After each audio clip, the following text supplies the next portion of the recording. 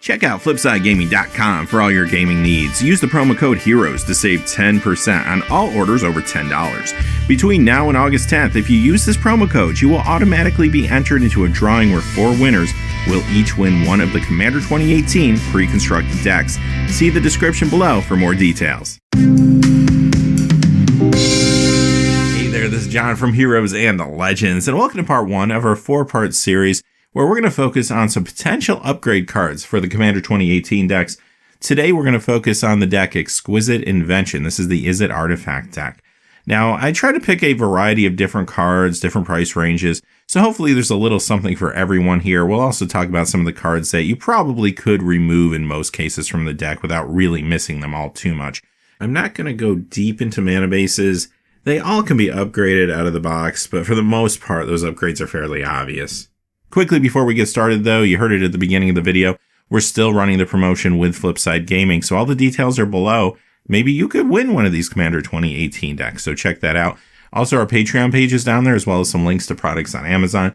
These are all ways to help support the channel, and as always, thank you not only to the folks that look at those links, but to all the viewers. Y'all make the channel what it is.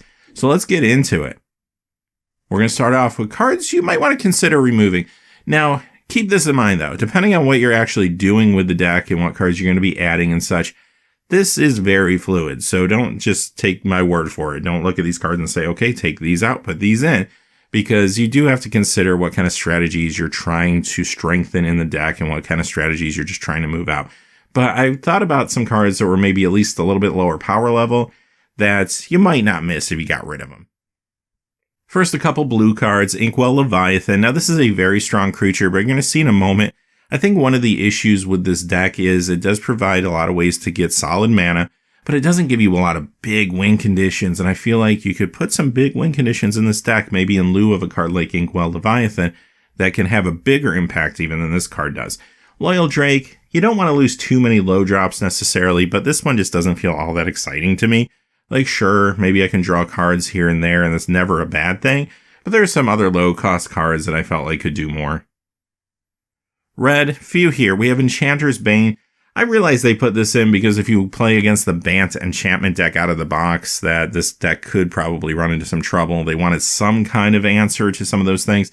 I don't think Enchanter's Bane is a very good answer, though, because it just leaves the decision up to the opponent. And yeah, it's cheap, I'll give it that, but eventually it also turns back around on itself, which is a little awkward.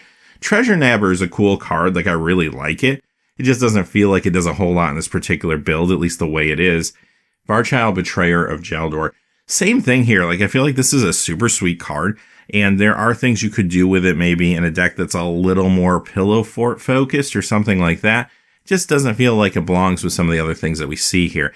However, here's an example of what I was talking about. If you like those two cards and you're still thinking of upgrading the deck, there are cards that do make these better. A couple examples of that, Atog and Ravenous Intruder. I mean, these are cards you can pick up for just about a quarter or so. And if you want to keep that Treasure Napper in your deck, this makes that card a little bit better. And in their own right, could actually do some work occasionally. Varchild's War Riders. This one is a little more expensive. It is a reserve list card. And ever since Varchild was revealed a number of weeks ago, this card has been heating up. So it costs $12 now. And it's not really something I would say go out and buy for $12. In fact, it will probably cool down pretty soon. But it is an interesting interaction with Varchild, if nothing else. Here's some of the artifacts I consider removing. Bosch Iron Golem. It's not a bad card, but I think you can do better here. Coveted Jewel. Like, this is a interesting mana rock, but at some point you could lose control of it. And I don't know if that's the business you want to be in when there's so many other good choices that exist out there. Darksteel Juggernaut. I like the card. It's indestructible, sometimes hard to deal with, but without Trample, again, I think we can do better. Geode Golem. In this deck, I don't know. It doesn't feel like it's doing enough. If I had more expensive commanders, maybe. Psychosis Crawler. I don't know if this is really meshing with everything else in the deck. There are some opportunities to draw cards, but I don't feel like they're enough to really make me want to play this right now. You could change that, obviously, if you wanted to add more card draw, but I feel like the way it stands now, I would focus in on the whole swarm effect with all the little artifact creatures. I think that's where this deck would really excel. Steel Hellkite, not a bad card again, but it does take some setup. Swiftfoot Boots is a great card. Lightning Greaves is even better, but do they belong in this particular deck? I don't know, not as much as other builds, I would say. Okay, let's talk about the cards that you might think about adding. The cards I have pictured in the video are typically the cheapest versions of the card. However, there are some other options out there if you want to spend a little more for many of them. The first one almost feels like a no-brainer to me. It's a Planeswalker. It's Doretti Scrap Savant, $2.33. Very cheap pickup here. And what I love about this card, the +2 is just fine. The -2 in this deck many times is going to feel like Tinker, and of course Tinker is banned in Commander. This effect isn't quite as good, but many times in this build it might feel pretty close. The -10's not bad. I don't know if you'll realistically get there very often. If you do, wonderful. But for the most part, it's the -2 that's really got me interested in this card. Alright, let's talk about some creatures. One of my concerns with the deck out of the box is I don't know if it has enough win conditions. It's trying to set up the swarm, and every once in a while you could pull that off. But I want a backup. If that's not working, I want something big that's going to make a huge splash on the battlefield. So why not add some Eldrazi? And here's a few that actually could work for you. Now, some of these are more expensive than others. Emrakul, the Promised End, Ulamog, the Ceaseless Hunger. They're great choices, but they are a little more expensive at $13.50 and $21.61 respectively. But there's some other more budget options here too. Kozilek, the Great Distortion. A lot of people forget about this one. $5.13. Gets overshadowed by the other two a little bit, but still a very good card. It the Betrays for just $5. This card is amazing just generally in Commander. 12 casting costs. It won't take too long for this deck to get there. 11/11, Annihilator 2, and whenever an opponent sacrifices a non-token permanent, put that card onto the battlefield under your control. Sometimes you can just steal a game with this card. It's that good. And Void Winnower. If you want to go under $4, $3.77, the card's super sweet. I mean, it isn't maybe as impactful as the other four, but it still can do a lot of work for you. Alright, let's look at some blue creatures, starting with Chief Engineer. Just 49 cents. It only costs 2 mana as well. You can get it out early. Artifact spells you cast have Convoke. That's awesome for this deck. Another low drop creature, Master of Ethereum at $4.53. This gives other artifact creatures you control +1/+1. That's fantastic. And it can become a pretty sizable creature as well in this deck. Sai Master Thopterus from Magic 2019. Brand new card here, $1.79. Perfect in this deck. Whenever you cast an artifact spell, create a colorless Thopter token with flying. 1/1. That's going to be awesome. And by the way, for a blue and 1, sack 2 artifacts, draw a card. That could come in handy. And I can't believe Vedelkin Archmage is still $5.43. This card is an all-star in artifact-centric decks. This will be great for you. Alright, let's look at Red Goblin Welder. $1.09. If you want the non-foil version, because this one, the dual deck version, only comes in foil, you just have to pay a few more cents if you don't like the foiling. But regardless, this is a card that has a similar effect as Doretti, but you can also disrupt your opponents with this sometimes. Pia and Kirin Nalaar, 35 cents. Such a cheap card and can do so much in this deck. Red and 2, sack an artifact, and it will deal 2 damage to any target. That's pretty big in this deck. Not to mention it also creates Thopters.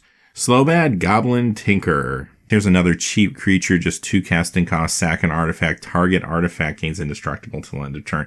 Again, perfect in this deck. Use your tokens to protect your bigger, more important stuff. Alright, to me, this is another no-brainer. $1.99. For $2, you can add Joyra, Weatherlight Captain. This is a engine card for this deck. Fantastic upgrade here.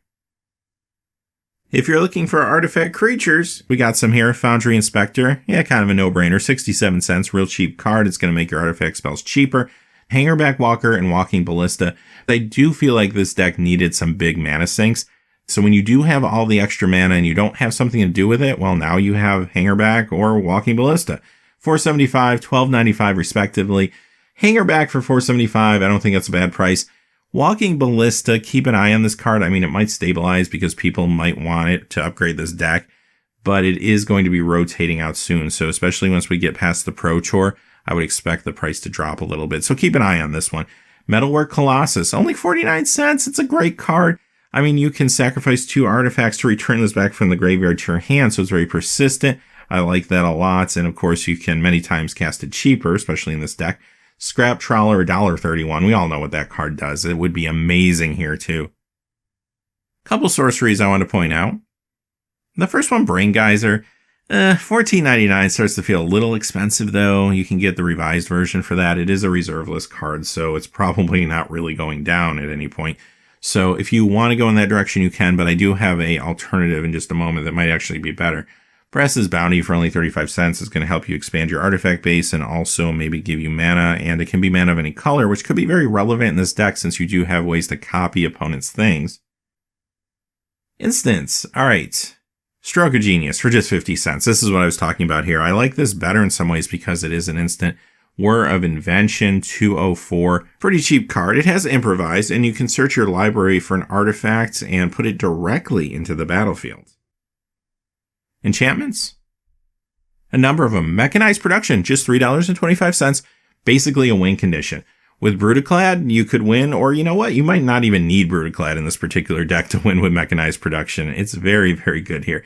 The Antiquities War, under $1, 73 cents. And this one, again, especially if you're going wide, you want that swarm to be more effective. This is a good way to do it if you time it right, and also lets you work through your library a little bit. Mana Echoes. This one's a little more expensive. They really need to reprint this card, $21.92. And this is a combo with Retrofit or Foundry. If you remember, that's the card that actually can create tokens or kind of switch out your tokens, but it also can untap itself for mana, which you know that's just asking to be broken, and Mana Echoes is a great way to do it. Pyrohemia, $3.77 for that original Planar Chaos version with that unique card border. I really like that.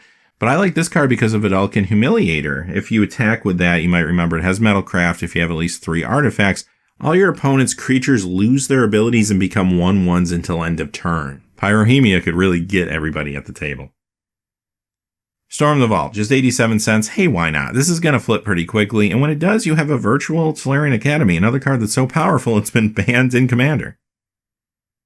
Artifacts. Well, we just saw Storm the Vault, but another way to add some big mana is Ashnod's Altar. You can get the Chronicles version for just $3.34, pretty affordable, and it will be great in this deck when you need the big mana. Chromatic Lantern, $15.24. Okay, I could have put this in every list. I'm not going to. I'm just going to put it in this list, but when you watch the next 3 videos, just imagine it's there, because you can just put this in any Commander deck pretty much. The reason I chose this particular deck, though, was because, 1, it's an artifact deck, but 2, out of all the decks, having mana of any color could be most relevant here because of the copying effects that it does have. Darksteel Ingot, 41 cents. It's a good mana rock. Again, it gives you mana of any color, and it's indestructible, so I like that. Okay, Rings of Brighthearth, $34.27. It's expensive. They really need to reprint this one. It's a Commander staple, but it would be fantastic in this deck. I know we got a Masterpiece version, but I would love to see this printed in another product where we get more copies out there for players. Skull Clamp, $1.86. Completely makes sense with these little tokens, the Thopters, the Servos. You can turn those into card draw. And again, quite affordable, which is nice. All right, with that being said, those are my thoughts on upgrading this deck. And honestly, we could have done a 2-3 hour video talking about all the different upgrades and the directions you could take the deck strategy-wise. So let me know in the comments below some of your thoughts, maybe cards we didn't talk about today that you are looking to use to upgrade this deck or you might think would be a good idea. Until next time, hey, thanks for watching. Please remember to like and subscribe, and have a great day. Hey, thanks for watching. This video is made possible by the generous support of viewers like you on Patreon. Check out the description below for links to our Patreon page as well as our Amazon affiliate store, where a small percentage of all sales will also help support the channel. Finally, if you haven't had a chance yet to subscribe, hit that subscribe button so you don't miss any new videos on Heroes and Legends. Talk to you again soon, and have a great day.